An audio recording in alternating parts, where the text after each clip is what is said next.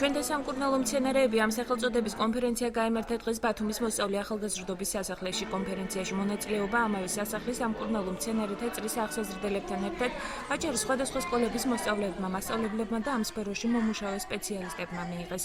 კონფერენციაზე განიხილეს სამკურნალო მცენარეების მნიშვნელობა და მის ყოველდღიურ ცხოვრებაში გამოყენების წესები. სამკურნალო მცენარეებთან დაკავშირებით კონფერენციაში სულ 40 მონაწილემ მიიღო მონაწილეობა. მათი ნამუშევრები სპეციალურად შექმნილმა 4-წევრიანმა ჟიურიმ შეაფასა. კონფერენციის ხასიათი არის სასწავლო შემოქმედებითი.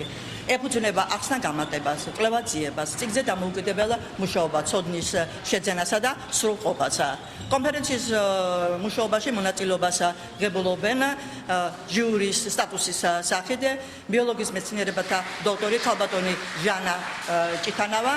სასიამოვნოა ეს ფაქტი, რომ ბოლო წლებში არ შეიმჩნეოდა ესეთი აქტიური ჩართვა მოსწავლეებისა კვლევით სამუშაოებში, საბუნების კონფერენციებში.